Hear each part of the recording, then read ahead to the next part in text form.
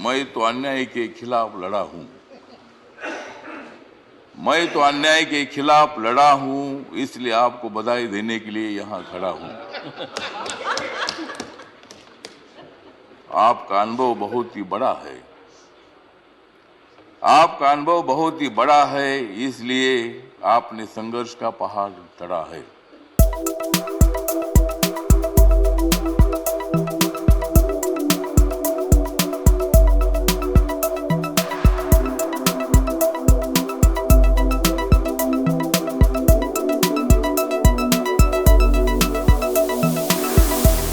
श्री रामदास अठावले।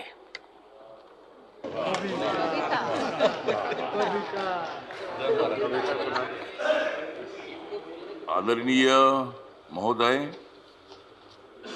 मैं तो अन्याय के खिलाफ लड़ा हूं। मैं तो अन्याय के खिलाफ लड़ा हूं, इसलिए आपको बधाई देने के लिए यहां खड़ा हूं। आपका अनुभव बहुत ही बड़ा है।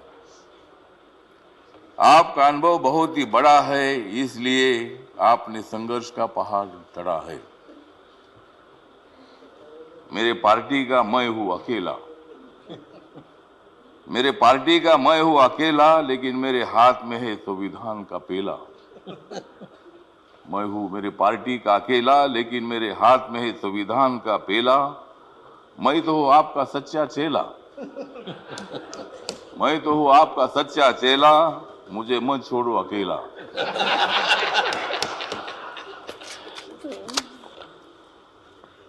जिन्होंने उपराष्ट्रपति का सर किया है गढ़, जिन्होंने उपराष्ट्रपति का सर किया है गढ़, उनका नाम है धनखड़। हमें मिलकर उखाड़ देनी है विषमता की जड़। हमें मिलकर उखाड़ देनी है विषमता की जड़। इसमें जरूर सफल होंगे आदरणीय धनखड़। हाउस में जो सदस्य करेंगे फ्रैक्शन, हाउस में जो सदस्य करेंगे फ्रैक्शन, उनके ऊपर होनी चाहिए कड़ी एक्शन। हमें तो मजबूत करना है भारत नेशन। हमें तो मजबूत करना है भारत नेशन। हंगामा करने की हमें नहीं चाहिए फैशन। तो हमें पूरा विश्वास है कि आप बहुत बड़ा संघर्ष करते करते यहाँ पहुंचे हैं। गांव से आकर किसान के बेटे के माध्यम से आप इतने बड़े उच्च पद पर आए हैं। इसमें आपका अनुभव, आपका बहुत बड़ा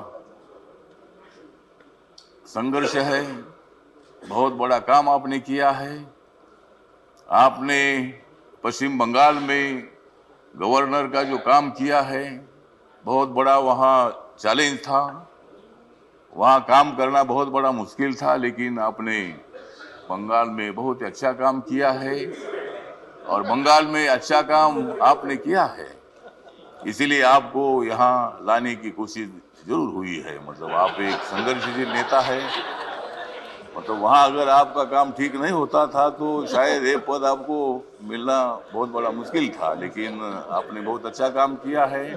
ठीक बात है, बंगाल भी अपना ही है। सभी बंगाल के नेता भी अपने हैं। देश का एक वो राज्य है, और कोई भी राज्य हो, यहाँ किसी पार्टी की सत्ता आती है जाती है। कोई मुख्यमंत्री होता है, कोई नहीं होता है। कभी हम भी मतलब 3 बार सांसद रहे लोकसभा में, और मैं शिरडी में मैं हार गया, लेकिन मैं घर में बैठा नहीं। मैं घूमता रहा। मैं कांग्रेस पार्टी के साथ रहा। कांग्रेस पार्टी के मेरे सभी दोस्त हैं। समाजवादी पार्टी के मेरे दोस्त हैं। कम्युनिस्ट पार्टी के मेरे दोस्त हैं। और अभी बीजेपी के मेरे दोस्त हैं। मैं सब बीजेपी के साथ में आया हूँ। और भारतीय जनता पार्टी के साथ मैं इसलिए आया हूँ कि मुझे शिरडी में हारा गया। मुझे मंत्री ने बनाया, फिर मैं उधर क्या करूं। तो इसीलिए मुझे मतलब कांग्रेस पार्टी को छोड़ना पड़ा। और मैं नरेंद्र मोदी जी के नेतृत्व में सबका साथ सबका विकास दिख रहा है, सारा प्रकाश। मतलब ये जो प्रकाश दिख रहा है, तो नरेंद्र मोदी जी के नेतृत्व में मैंने निर्णय ले लिया कि मैं बाबा साहब अम्बेडकर जी का अनुयायी हूँ। बाबा साहब अम्बेडकर जी ने सत्ता में आना चाहिए बताया है। मेरी अकेली पार्टी सत्ता में नहीं आ सकती है, इसी के साथ मिलकर ही सत्ता में आ सकता हूँ। और मेरे पार्टी का मुझे लोग पूछते हैं कि तुम्हारा पार्टी का एक भी लोकसभा में मेंबर नहीं है, तो भी आप मंत्री कैसे हैं?